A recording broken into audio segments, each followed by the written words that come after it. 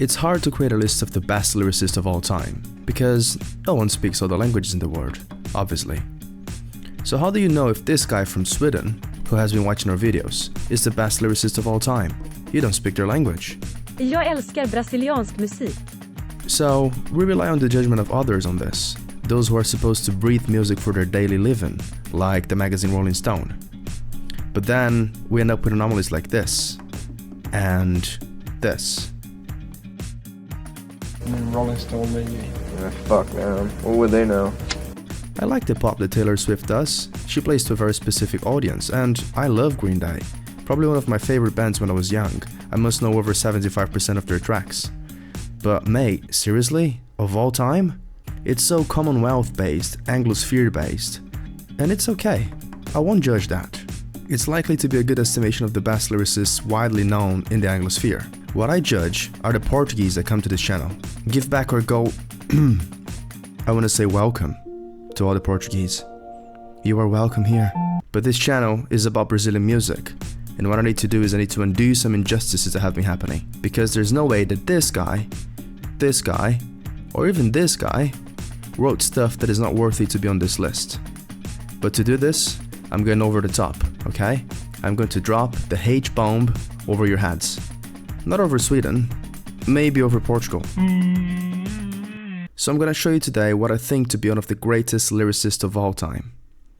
Now look, I listen to music, not too much, not too little, probably more than the average person. I unfortunately only have a grasp of Portuguese and English, so I'm also quite limited, right? My list will probably be a mix between this and Brazilian artists. What we really need is an impartial list from someone who listens to all music in the world and speaks all languages in the world, which is clearly impossible. But what I can do is I can show you one of the best lyricists in Brazil, and I can explain to you why. So, introducing Chico Buarque de Holanda. I have spoken before in the video about Cartola how he was a very Brazilian musician, for he came from a very poor background and had a life filled with difficulties. Well, the same could not be said about Chico. Chico's father was an historian, sociologist, university professor and writer who was involved with the modernist movement in Brazil. Through different roles, he went to live abroad many times. He was an intellectual and provided Chico with a fantastic background. As a child, Chico already spoke Portuguese, English and Italian. Chico tried to study architecture, but thankfully dropped it all to make music in 1965. He released his first album in '66 and the rest is history. Now, what makes Chico incredible? Let me take you on a trip. The year was 1970.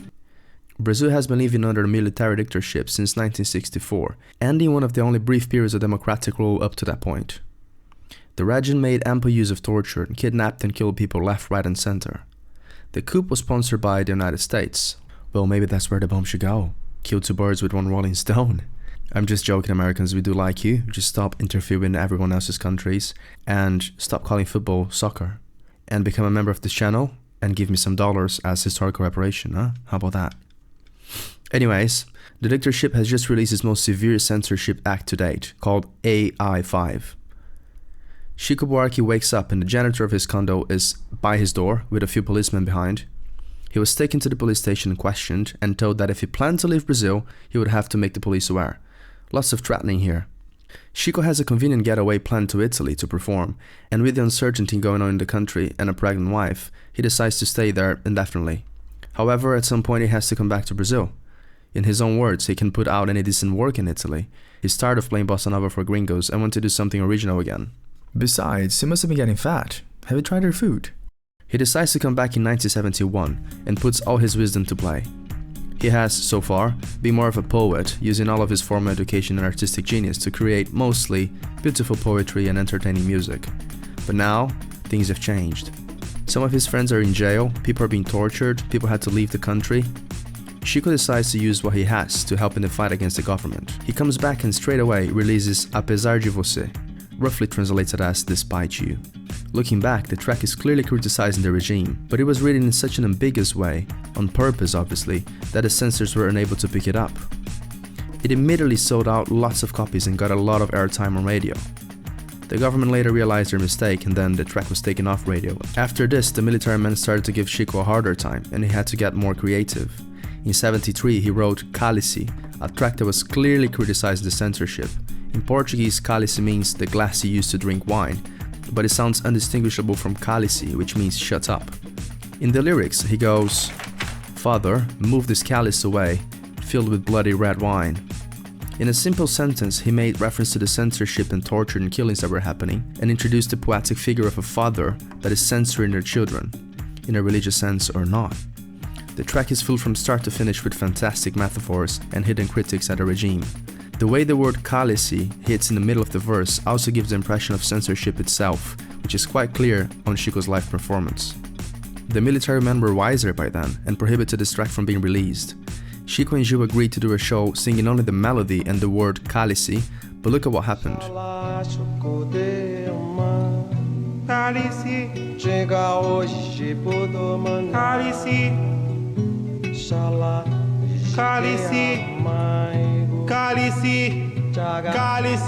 Cálice, Pai, afasta de mim esse cálice. Chegou menos Alá, o menino chegou. Eu sou! Alô? Alô.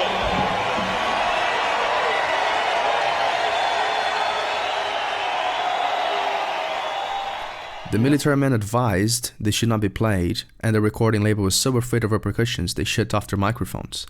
Chico was only able to release this officially in '78, 5 years later. Can you believe the balls on these guys to literally pull this off whilst people were being tortured and killed for being critics of the regime? Well, things escalated after '73 and much of Chico's work was blocked. The situation was so extreme that after '74, the default was to ban almost any Chico Buarque song. So he had to create a fake persona to put music out, called Julinho da Adelaide. Essentially, Chico and many of his colleagues at the time had to use statics to get his tracks across, otherwise he would never be able to publish anything. Part of this was using incredible analogies and lyricism, and part of this was creating dissonance in the melody of the tracks, which Chico did by pairing, for instance, with the musical genius of Tom Jobim. In Sabiá, for instance, you can see that, but he also did that in Construção, which you're gonna talk about. This is phenomenally explained by this video made by Charles Cornell. The melody was dissonant enough to cause discomfort and to make the listener feel like something was wrong. However, it was impossible for the insensitive folks at the censorship office to be able to block that. Speaking of censorship, I won't be able to play the tracks here because I want this content not to be censored and to be able to monetize it. Another way to help this is becoming a member of this channel. Anyway, back to the video. What we're talking about really is how Chico was a master at using meta language, meaning music, coupled with the lyrics and the message, potentiated the message and was part of the narrative, not merely following what was happening. It didn't serve as background, it was part of it. It was actually changing the meaning and helping in the construction of the message itself. In Cálice, he was using the clever wordplay and intermissions to give the effect of censorship. In Sabiá, with Tom Jobim, he was using musical dissonance to create discomfort that is cleverly potentiated by the lyrics. Want another example of meta language? Okay. Chico wrote the song Cotidiano, which would be roughly translated as habitual or routine, where he describes the routine life of a simple worker. The track is vertiginous, repetitive, and keeps coming back to a similar starting point. There is a count before the initial verse erupts, cleverly disguised within samba percussion but almost working like an alarm clock. The verse then implies getting on with the day. It's a clever portrait of a couple living in a boring, 1984-esque life under the regime, where things are always repetitive and suffocating. Really easy to turn such an amazing idea into a boring track, but it's not. The track is interesting to listen to. Chico was able to pull this off. Much of the artist scene was, back then, trying to simply claim back their freedom of expression, which in my opinion created a very unique period in Brazilian music with amazing lyrics, protest songs, and almost guerrilla tactics. Therefore, Chico's clever wordplays were much potentiated by the fact he needed to do that in able to put music out. But this is only part of why Chico is enormous. Chico came from this privileged background as a kid, but still decided to talk about the disparities and injustices in Brazil. Brazil still has many poor and underdeveloped areas today, but it was even more extreme back then. The thing is, Chico managed to talk about those inequalities and poverty from a very particular angle, an angle that is not cheap and pedantic. His lyrics show the beauty of simplicity, while at the same time calling out this absurdity of the situation. He does have the capacity to put you in the room with his lyrics, to paint a unique picture in your head, which guys like this and this also managed to do very well. He was also able to storytell in a fantastic way. Because he was so literate and educated, he he was able to push this even further, using a mixture of protest songs and a lot of social critique to do that. Let's look at Construção, for instance, which for most people, including the very own Rolling Stones, is at the very top of the list of the greatest Brazilian tracks in history. I don't want to bore you with too much Brazilian grammar, but in this track the final words of the verses have 3 syllables and are always what we called proparoxítonos, where the strongest pronunciation happens 3 syllables before the end of the word. This means all the last words in the track have their first syllable as the strong one. You understand why this is important in a second. Okay, so the track opens up with an acoustic guitar that gives you a lot of uncertainty right from the beginning. The track would then describe the life of a bricklayer who is doing things like it's the last time. He loves his wife as if it was the last time, kisses each of his kids like they were his only children, and timidly walks to the building site, climbing the side like a machine. It's a lot about perspective, how the worker is seeing events in his life, but it's daunting, like something bad is about to happen. He then puts brick by brick like it was magic, takes rest and eats like he was a prince, and trips up in the sky like he was drunk. He sadly dies at the building site. You can look at that like he committed suicide because of the ominous tone of the track, or maybe it was another accident at work which was happening so often in Brazil at the time. A critique at the regime itself that was trying to pretend everything was perfect in Brazil. The result of this is disrupting traffic. The machine worker who kissed each of his kids like they were unique is now a number, an annoyance, that is disrupting the order of things. The horns will play, evoking traffic. Again, meta language. What happens later in the track is nothing short of genius. As the track gets more dissonant, Chico would play with the perspective again by changing the last words of each verse, those proparoxítonas mentioned earlier. Now he kisses his wife like she's his only one, and walks up to the building site like he was solid, putting 4 magic walls there. When he dies this time, he's tripping up like he was listening to music, and he dies disrupting the public again. His death is always annoying people and disrupting the order of things. Chico will continue to play with those changes in the next verse as the track keeps getting dystopian and the verse speeds up. He gives you the impression this is happening again and again. The worker is just a number after all, as so many people are dying like this anyway. The worker is just a machine. It also serves as an interesting play with the character's job. It's like Chico is playing with the wordplay, like the bricklayer plays with the bricks on a wall. The lyrics themselves have become the brick.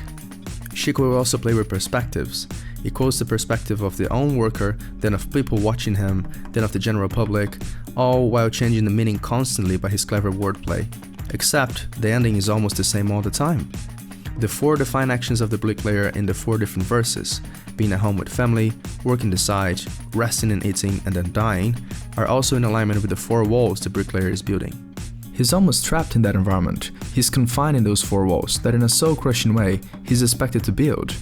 He can build it in however way he wants and see the world from whichever perspective he wants, but the end will always be the same. The last section of the track is a debauchery, a thank you, God bless you for allowing this. God bless you in the regime for allowing us to fall from our building sites. God bless you for allowing us this bread to eat. So Chico is connecting you to the history of this bricklayer that has a family, that builds the very own structure of society but is never valued. He goes to work to feel like he's never winning in this dystopian regime that is trying to pretend like everything is amazing, that everything's going really well. He will die or will kill himself, depending on how you see this, being part of the statistics of deaths during construction work. Chico will point out the indifference of people towards the suffering of others, and end up with a cynical thank you to the regime. This is Chico's amazing, refined social critique in play. Few people can meta language like Chico in the whole universe of music. For 20 seconds, we will like the Rolling Stones magazine. Good call on this one. All of this looks really cool, right? Yeah, Cotidiano is track 2 and Construção track 4 of one of Chico's album.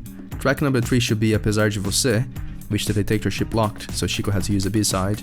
And track number 1 is the fierce social critic, which also is plugged in the end of Construção, to make the message stronger.